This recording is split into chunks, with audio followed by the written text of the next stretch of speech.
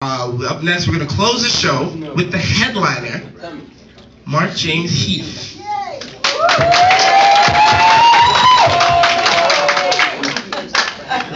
Funniest father I know. It's too easy. Give it up, everybody who's seen on the show so far.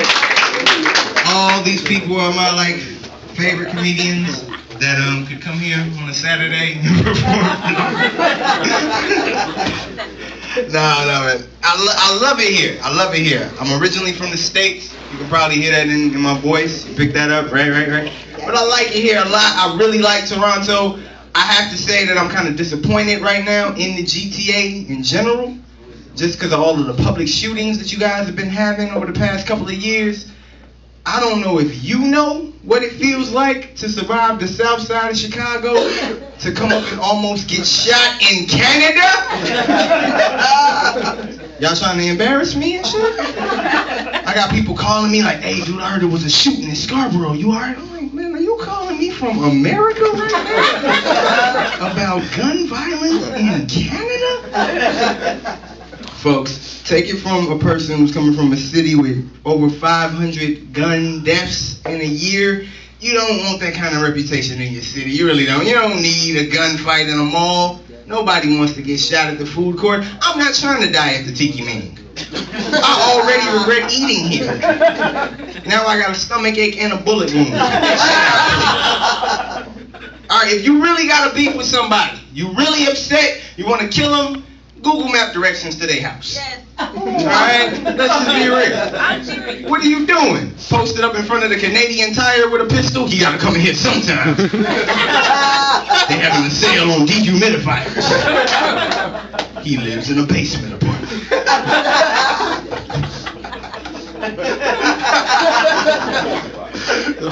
They want to change the gun laws in America. That's the thing now. They're trying to pressure Obama and talking about changing the gun laws in America to get rid of the guns. I don't think we need new gun laws in America. I think we just need to stop advancing weapons technology. I think we get it. We put a whole lot of money into this over the years. Like, everybody put your finger in the air.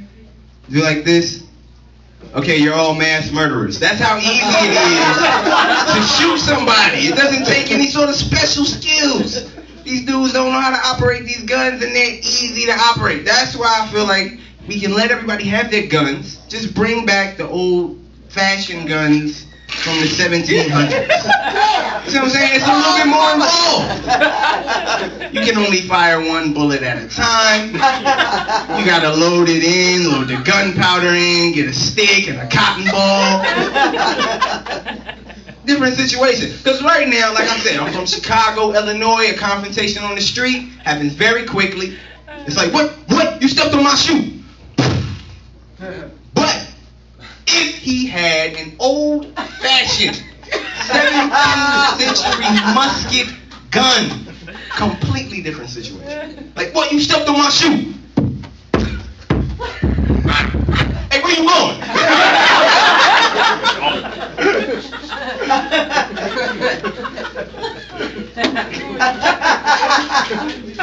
I hear a lot of rappers rap about violence. It's funny to me to hear rappers rap about violence now, because I remember when I was a kid, if somebody got killed in a rap song, that's what the whole song was about. That was a very big deal. You know, Snoop, murder was the case. DMX was a hard dude rapping about killing people. Now dudes be getting killed in party songs and love songs, and songs about shopping, songs featuring Justin Bieber. Come on, take it easy. Everybody's got a gun, Dudes be rapping about to go into the grocery store like, I'm at the no frills with my hands on the cold steel. Calm down. You just going in here to get some cereal. Maybe you should wait in the car. I'm not a thug, I'm not a dangerous dude. Obviously, thugs don't wear vests like these. You're fine. Nothing's gonna happen to you. I mean, thugs are weird dudes. I don't know if you've ever talked to a thug before, had them run down that list of things that they're not afraid of. Thug will say stuff to you like, I ain't afraid to die. I ain't afraid to go to jail. I ain't afraid to kill somebody. I'm like, nigga, that's my top 3 right there. You just named 3 of my top 5 fears. I'm pretty sure. The only 2 things you left out was shape-shifting aliens and Sarah Palin for president. I miss Sarah Palin personally. I think she was very entertaining. I wish that she would come back. Fun fact about Sarah Palin, while she was mayor of Wasilla, Alaska, they balanced the budget by having rape victims pay for their own rape kits. That's a true story. Oh. Yes. How many rapes are going on in Wasilla that they are looking at the budget like, we can't keep paying for this. These rape victims are getting a free ride in the fancy. It might be cheaper to catch that rapist. The horrible police force. That's like you have a break-in at your house, you call 911, they show up and ask you for gas money.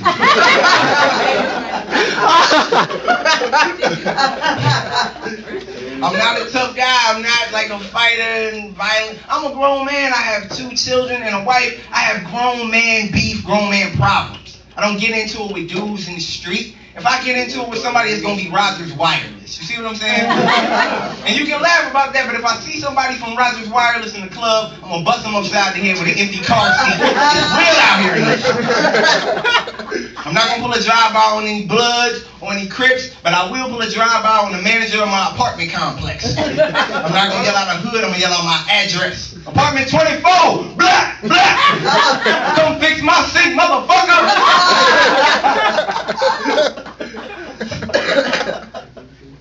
I don't do thug stuff, I don't get into it with people. If I have any sort of beef, if I'm scared of getting into it with anybody, it's definitely my wife. And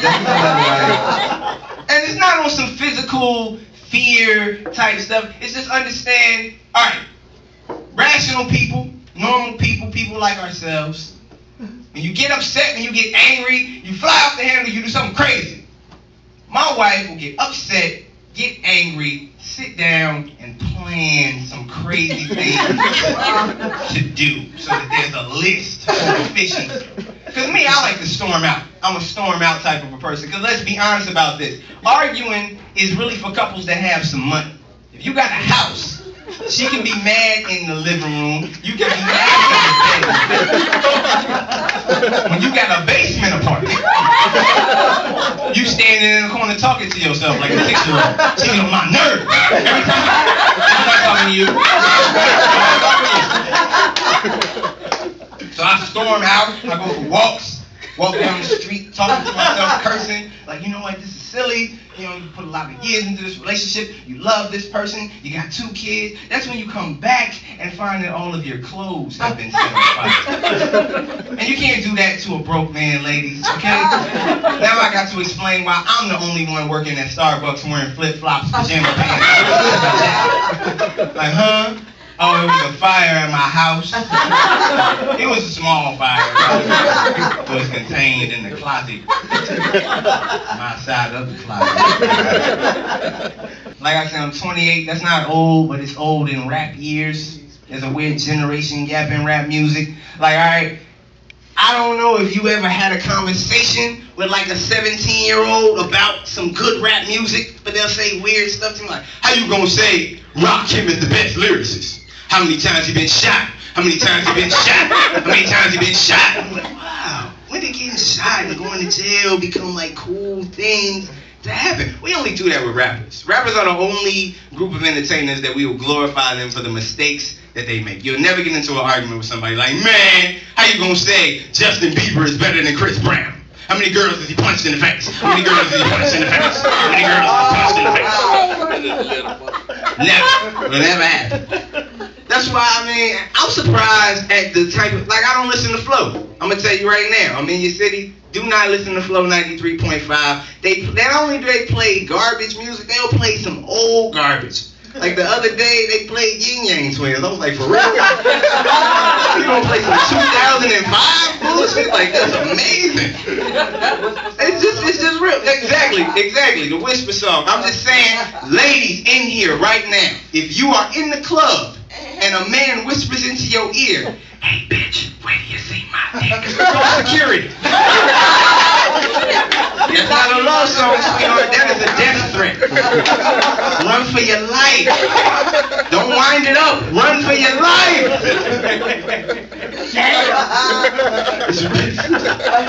I mean, maybe it's just me. Like, you ever ask girls, she's like, how do you listen to a song like that? Did you hear the words? Like, how do you listen to something like that? They're like, oh, he ain't talking about me. Other girls, they do stuff like that. Like, that's like me, a black man, listening to songs where they like, don't let them niggas read, don't let them niggas vote, don't let them niggas read, don't let them niggas vote. Hey, tie that nigga to a truck, drag him till he dead. Tie that nigga to a truck, drag him till he dead. Yeah! Woo! Drag him till he, that's the shit right there. Oh, he ain't talking about me.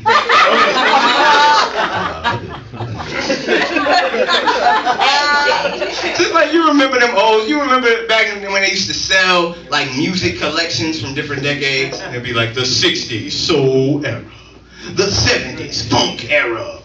What's this era gonna be? The genocide misogynism era. Man, every cut on this album is showing up self-loathing. You got to let me ride. Yo, my nigga, you got to get your own. I'm surprised at the rappers that have lasted this long. Like, you couldn't have told me back in '98 that we would still have Puff Daddy just like running around. Yeah. Diddy is still here. He is here every hour. I'm amazed at it. I can't even be mad at him because I don't really understand how it's possible. You know what? P. Diddy to me is like the Jesse Jackson of rap music. He's still around. I don't really know why. He's rich. We don't exactly know how. All we can say for certain is that we really love his friend who got shot.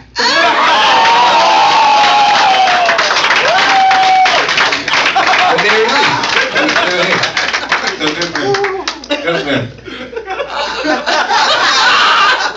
I don't know, man. I listen to old school stuff mostly. I listen to old school music, classic stuff that has stood the test of time.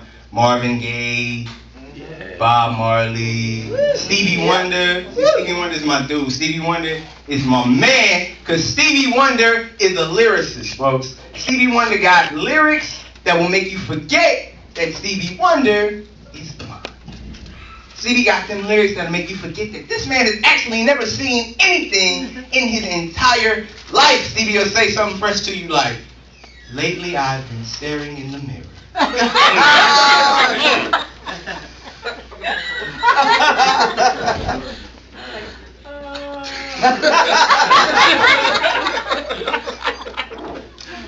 For what?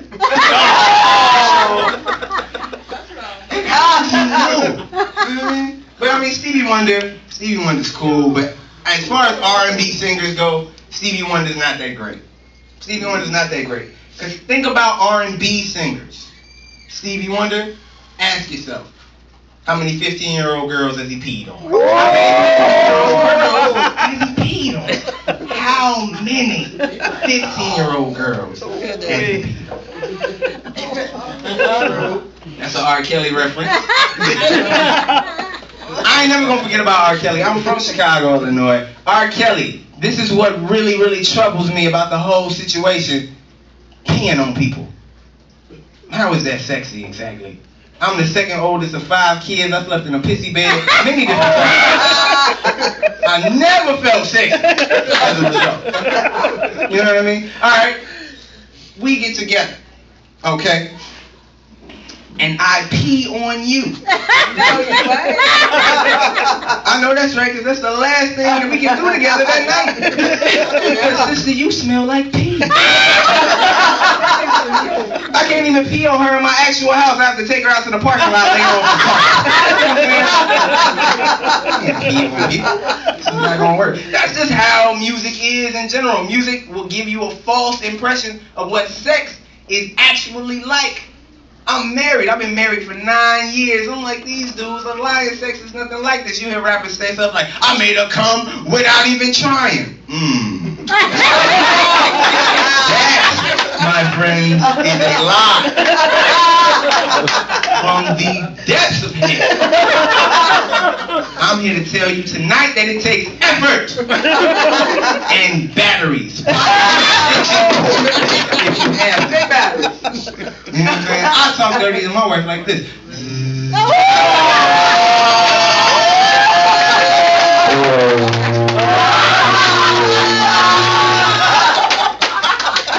had a completely different approach to sex. I'm gonna talk about them when they sitting right here. I had a completely different approach to sex because my parents were not the type of, you know how you watch TV and you have those really timid, shy parents like, oh, stop it, stop, we can't until the kids go to sleep. They didn't even confine themselves to their own bedroom. Oh, you go, Daddy. Growing up, it was like, hey, don't nobody come in the basement for a while. Not before you come in this bathroom. Hey, don't eat on that table. Let that car air out first. So I had a different approach to these sorts of things. I didn't learn about sex education in school. By the time they taught about it in school, I was good with all that. I had the information. I didn't need anything that they had to say. My father didn't give me like a birds and the bees chat. He like sat me in the room with like maps and diagrams and charts. It was like, all right, son, you are here. This is the food court. If it takes you too long to get there, that's why it's taking you so long to get there. Certain people laugh right away. Some people eating has to do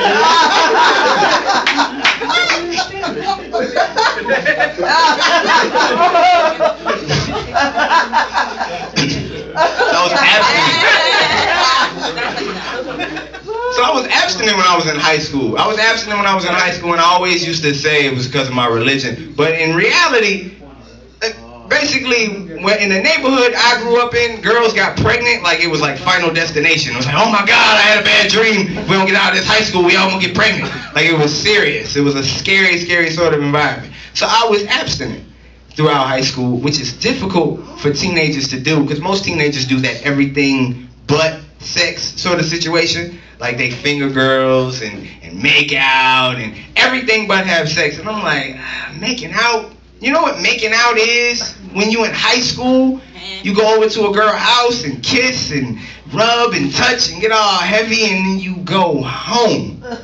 It's like a competition to see how blue you can make your own balls. Like, I got to like a turquoise. Time I think I could get to like a navy, like a mailbox sort of blue. I can make that happen. Fingering is the same thing. They like you finger girls and then you go home when it's over. That makes no sense. If I'm fingering, that is just the precursor to the main event. Just sending my fingers in there to scout the area out. Like, all right, we've got a load coming in here, people. Let's get this out of. Hear ye, His Royal Majesty is on his way.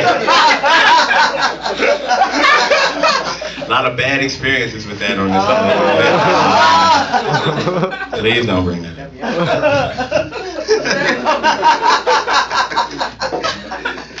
Sex is nothing like sex and rap music is weird and silly. There's more rappers because I understand that there are such things as bitches in the world, there are such things as hoes in the world. Women are people, just like men are people, and there are good women and there are bad women. It's just why do rappers only know hoes? Like you don't know no women. Your phone is just full of bitches. Like you might be hanging out in the wrong spots. You can't call a woman a bad bitch and expect her to act like a good woman. That's not gonna work out for you. It's just the way it is. Like right now, if I say Ashley, all the girls in the room named Ashley, they'll look up like, oh, perhaps he's referring to me. So if you meet a female and you're like, hey, bitch, and she's like, huh? That's a bad sign. You don't want her phone number. Leave that alone. Just like the big thing now, rappers are making groupies really, really famous. And making a lot of money for groupies. That's like the big thing now.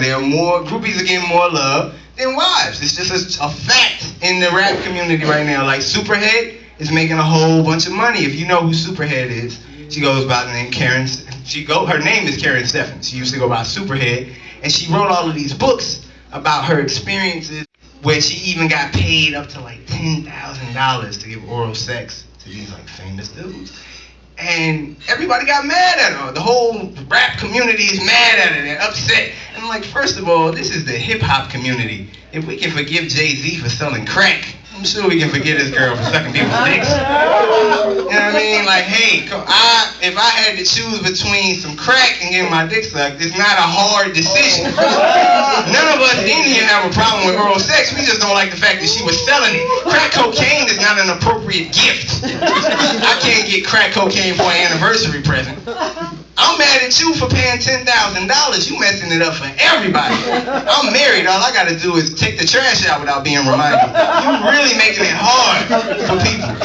I think we need some sort of a union. We need to put a salary cap on cap to keep this thing from inflating. We mad at her, but nobody was mad at her when she was sucking dicks. Everybody got mad when she started writing books. I think that's backwards. It's like she put the dick down and picked up a laptop. We need to congratulate her. That is a step in the right direction. I support that. Write a book, stop sucking a dick, that's perfect. Put that on a read poster. That would work out a lot better, I think, for our community in general. I don't know, man. A lot of things bother me racially. Black History Month, I'm kind of not as happy with it. I love Black History Month only because I'm a black actor, and that's the time when you get to work the most, is Black History Month. Black History Month commercials are my favorite things in the world, mainly because they're brought to you by the stuff that's killing the most black people on the planet. It's like malt liquor, cigarettes, fast food. Fast food is killing more black people than the state of Florida. It's just like genocide. I'm loving it. This is not a good look at all. Burger King to me has my favorite Black History Month commercials because they have the African voice. It's a thing we have in America because we don't have the same amount. Like, y'all got African people here, like tonight, that we can talk to and shit. In America, it's like, you barely know anybody that's African, so they have the African voice. It's not connected to a country, it's just the entire continent apparently speaks the same way. They had the drums, they'd be like, boom, to doom, to this Black History Month. Come to Burger King, where you can get your civil rights extra value meal. That's right, you can get your Martin Luther King size fry and your Malcolm extra large drink. Your ancestors couldn't have it their way, but you can.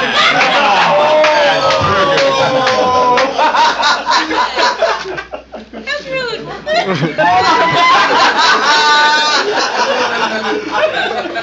Worst fast food place to be is churches. We was just talking about Church's Chicken. They have a Church's Chicken in Trinidad. That is incredible to me. Church's Chicken is horrible. I don't know if you ever eaten at Church's Chicken, but Church's Chicken is good. I'm sure it's good. It tastes good. But I mean, it's just like you go to the Church's Chicken farm and the chickens are lifting weights, braiding each other feathers, shooting dice. It's a scary, scary place. And what's weird to me about churches is the more you get, the less it'll cost you. It's a very weird system that they have. Like, you go into churches and get like a 2-piece and a biscuit and a drink, and that'll run you like $4.99, but you can get a 20-piece, 3 ears of corn, a box of okra, a bucket of strawberry pop, and a bootleg copy of Remember the Titans for like $6.99. It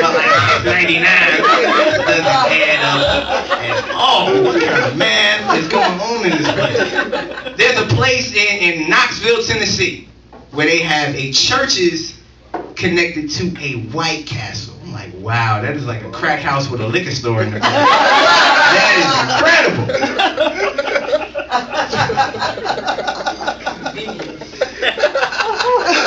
Racism is weird, man. It just gets weirder and weirder and weirder. There's not a lot of good stuff for black actors. It's just not.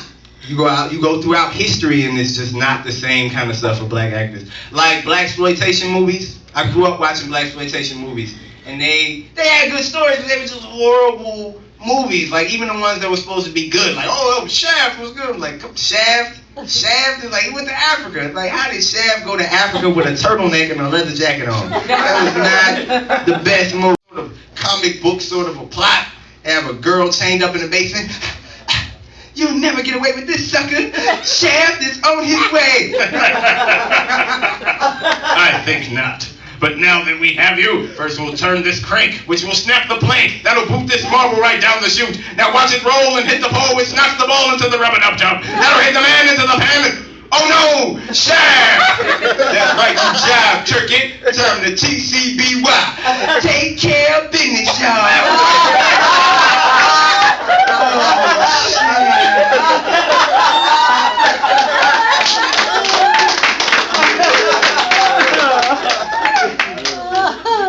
It's weird. It's just weird. It's weirder and weirder all the time. I have like family in the States, and you talk to people about like conspiracy theories and different things going on. There's a lot of stuff that they like keep from you, so it's just to the point where everything can be a conspiracy in America, and it could be true. If I told you about slavery and you had never heard of it, you'd be like, get out of here, for real, that sounds ridiculous. So it's like conspiracy theories are always kind of possible, but people take it like way too far. I remember I had an uncle who believed in everything was a conspiracy. I'm watching TV, this dude is over my shoulder like, Looney Tunes. Tweety Bird. Tweety Bird and Sylvester the Cat is just a constant example of the feud between light-skinned and dark-skinned black people. Tweety Bird is high yellow, caged by his yellow skin, yet treated better than the downtrodden dark-skinned Sylvester the Cat. Come to think of it, every dark-skinned brother on the Looney Tunes got some type of speech impediment. Daffy Duck. Sylvester the Cat. That is true. Marvin the Martian don't even got a mouth. But they'll get that brother a pistol.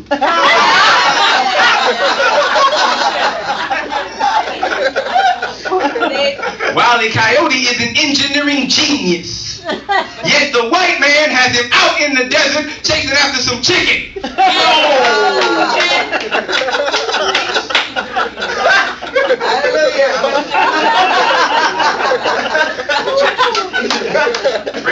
Racism hits me in like the weirdest times and the weirdest places. Like I said, I'm a father. I have 2 kids. And I can't help but think that when I'm out with my children by myself, that society is grading me on some sort of weird black man curve. You ever feel like that? Like the simplest things that I do seem to just amaze people when it comes to fatherhood. Like they're so surprised that I love my own kids. It's very strange. Like if I'll be pushing my kids in the stroller or on the swing or something like that, people will come up to me like they seen Martin Luther King's ghost. They're like, oh my God. That is amazing. Wow. Morgan Freeman should play you in a movie.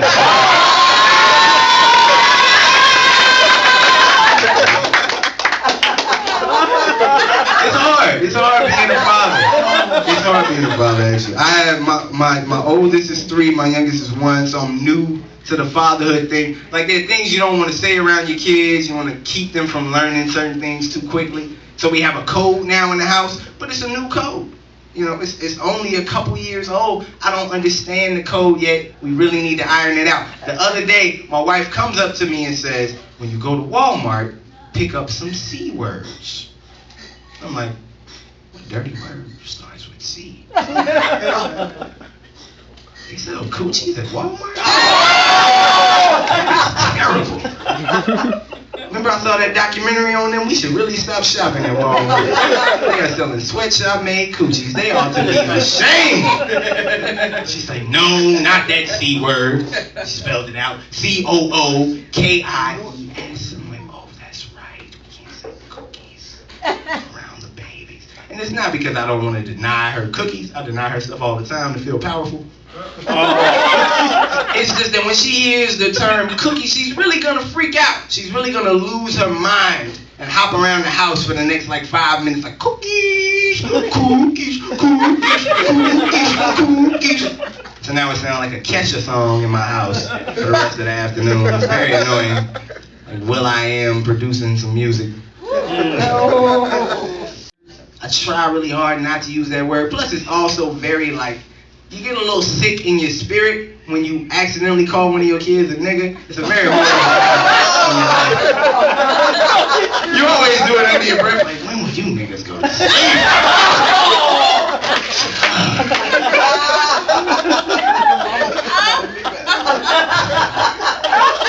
But you think about it for real, like they can grow up in a world where they don't have to hear this word all the time. But I'm not a big fan of like political correctness. I don't really think that's cool. Like political correctness to me most of the time is BS. I don't think it's really right. Like, all right, for example, there's the book, The Adventures of Huckleberry Finn. And if you went to school, you probably read this book. And there's a character in the book, Nigger Jim. And they want to take nigger out the book and have him referred to as African American Jim. Now, right quick, just cover this. Nigger, African American, not interchangeable terms. So that we know. But if you read this book, this dude is like one of the most mistreated characters in all of literature. Like, he is a runaway slave. He's a sidekick to a 12-year-old boy for the entire book. He's saving up money to buy back his wife and his kids. If I was reading that now, I'd be like, man, they treat this African American like a nigga. This African American is having a nigger of a time.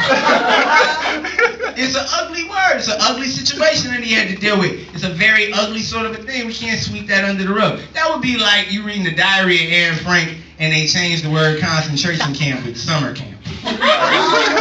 You'd be reading it like, I don't see what the big deal is. That's the battery.